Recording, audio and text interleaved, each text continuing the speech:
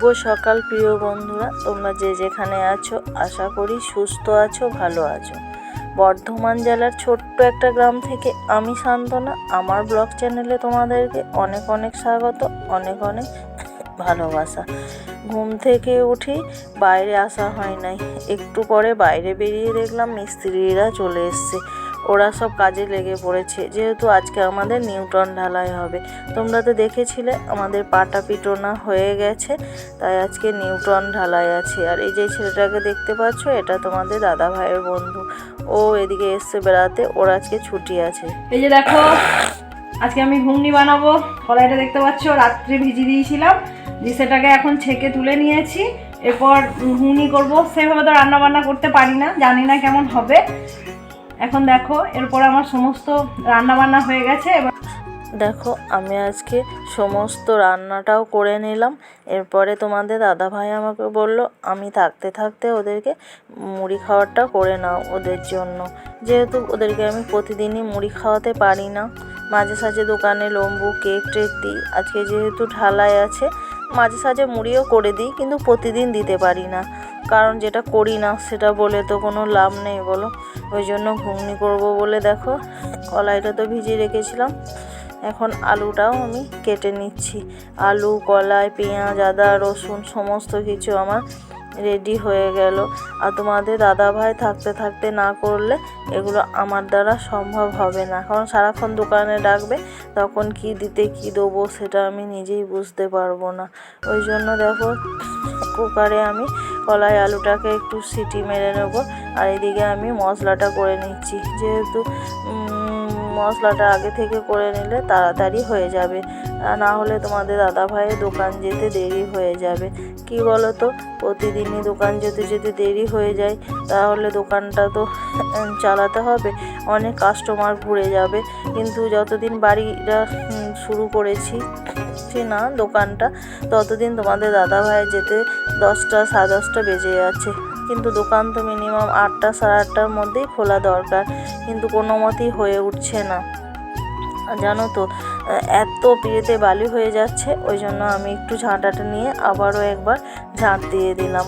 আর সকালবেলায় উঠে তো টুকটাক সমস্ত কাজগুলো সেরে স্নানটাও করা হয়ে যায়। স্নান বলতে আমি তো তোমাদেরকে বলেছি আমি সকালে মাথা স্নান করি না, একটু সাবান তেলটা মেখে গায়ে একটু জল ঢেলে নিই, তারপরে আবার বিকালে একবার করতে হয়। বিকালে তো ওটা আমার অভ্যাস হয়ে গেছে, যত কষ্টই হোক রাত্রে হলেও আমাকে গায়ে একটু জল ঢালতেই হবে, কিচ্ছু করার নেই। আর দেখো, আমি এখন ঘুগনিটা করবো বলে মশলাটা করছিলাম, গ্যাসটা কমিয়ে রেখে ঝাঁটটা দিতে এলাম।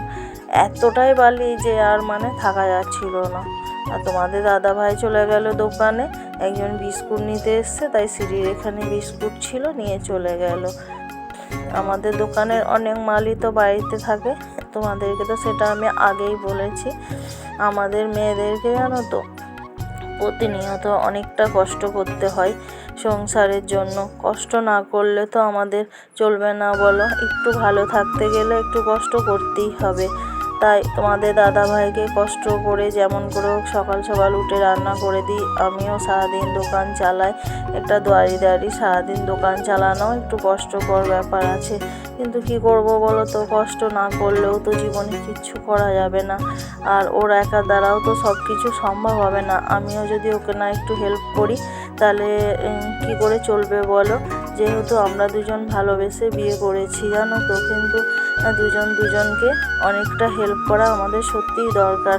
ওই জন্য আমি এই দোকানটা চালাই, তাহলে ওরও অনেকটা হেল্প হয় সংসার চালাতে। একটা সংসার চালানো এখনকার দিনে অনেকটা কষ্টকর ব্যাপার, তাই এখন দরকার সব থেকে রোজগার করা। প্রত্যেকটা মানুষকেই রোজগার করতে হবে, যবে যে ঠিকঠাক সংসার চলবে, সেটা ভালোভাবে ভালো পথে ভালো করে রোজগার করলেই তোমাদের জীবনটা, সত্যি বলছি, হয়তো দুঃখ থাকলেও সবাই মিলে ইনকাম করলে সেটাকে সুখে দিন চলবে, তা না হলে সারা জীবনই একটা কষ্ট থেকেই যাবে। আমরা দুজন মিলে ইনকাম করি বলে কোনো রকমে আমাদের একটু চলে যায়, সেইভাবে আমাদের কোনো অশান্তি ঝামেলা কোনো কিছু হয় না।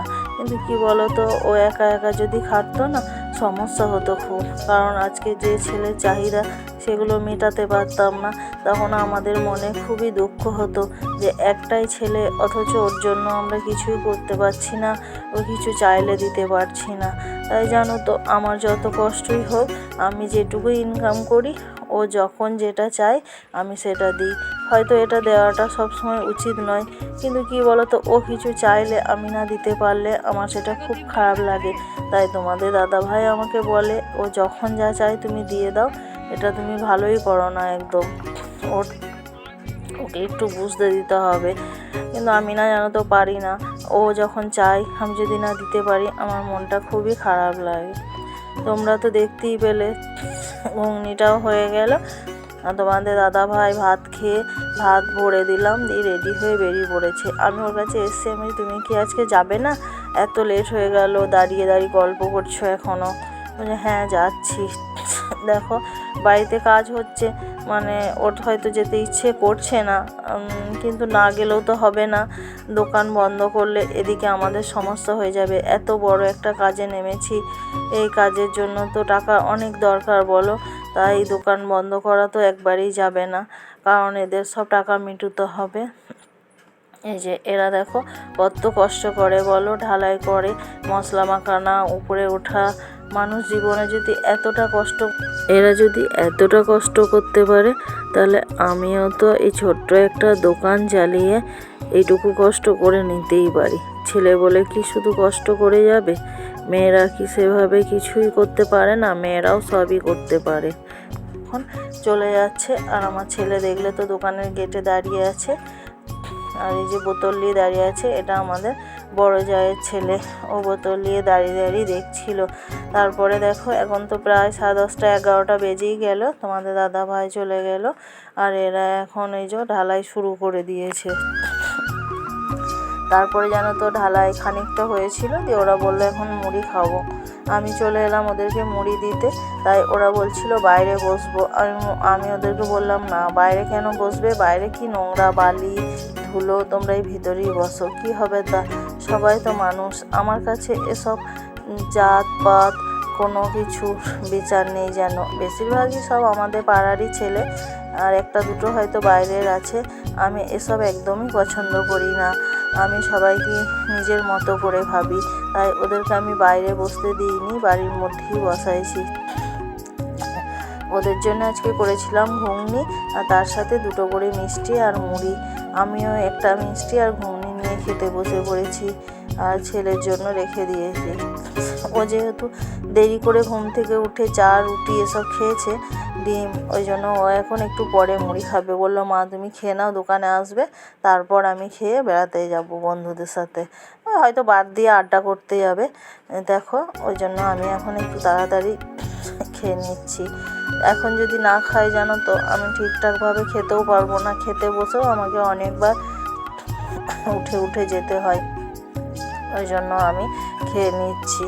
খাওয়া হয়ে গেলে আমি চলে যাব দোকানে, আর সারাক্ষণ এবার আমি দোকানেই বসে থাকবো, যেহেতু আমার এদিকে সমস্ত কাজ হয়ে গেছে। আর এই যে এগুলো দেখতে পাচ্ছ, এগুলো আমাদের তরকারি, ভাত খাওয়া তরকারিগুলো সব ঢাকা দিয়ে রেখে দেওয়া আছে। খাবার সময় আমরা এগুলো গরম করে একটু খেয়ে নেবো মা আর বেটাতে। তোমাদের দাদাভাইকে তো সবই দিয়েছি, ও তো চলে গেছে। তাই সারাদিন আমার আর কোনো খাওয়ার বাড়ার সেভাবে কোনো ঝামেলা থাকে না। আর সমস্ত বাসনপত্রও ধোয়া হয়ে গেছে। খেয়ে নিয়ে এখন আমি দোকানেই বসে থাকবো। তাই দোকানে সারাক্ষণ বসে থাকি, কি দেখাবো বলো তো তোমাদেরকে? ওই জন্য সারা দুপুর সেইভাবে আমি তোমাদেরকে, আর খুব তাড়াহুড়ো করে খাওয়া হয়ে যায়। আর এই যে দেখো, এই বড় মাটা দোকান নিতে এসছে, এই কাকিমাটা দোকান নিতে এসছে, সেগুলোই তোমাদেরকে দেখাচ্ছিলাম। ও দোকান নিতে এসছে, আমি ভিডিও করছিলাম। ও বলছিল আমাকে ভিডিও নিচ্ছিস নাকি? আমি বললাম হ্যাঁ, দিয়ে হাসছিল। আর এই কাকিমাটা দেখো এসছে, দিয়ে এখন আলু নেবে বলে এখানে বেছে বেছে আলু চাপাচ্ছে। কি বলো তো, সব তো পাড়ারই, ওদেরকে সেভাবে আমি কিছু বলতে পারি না। ওই জন্যই ওরা দেখো বেছে বেছে। তারপরে দোকান বন্ধ করেছিলাম, বিকালে আবার দোকান খুলেছিলাম, দোকান চালিয়ে সন্ধে দেখিয়েছিলাম। সন্ধে দেখিয়ে অনেকটা রাত হয়ে গিয়েছিল তোমাদের দাদাভাইয়ের আসতে। তারপরে তোমাদের দাদাভাই এসে দোকানটা বন্ধ করলো। বন্ধ করে রুমের মধ্যে যেতে প্রায় 9:30 বেজে গিয়েছিল। তোমাদের দাদাভাই বললো আজকে আর কিছু করতে হবে না। আমি বললাম ঘুগনি মিষ্টি আছে, বললো ওটাই খেয়ে নেবো। আর ছেলে সন্ধেবেলায় বিরিয়ানি খেয়ে এসছে, ও আর কিছু খেতে চাইছিল না, তবুও তোমাদের দাদাভাই ওকে জোর করে একটু মুড়ি দিল। আমিও ওদের সাথেই খেতে বসেছিলাম, কিন্তু আমার একটু আগে খাওয়া হয়ে গেছে, আমি শুতে চলে এসেছি। ওরা এখন টিভি দেখছে।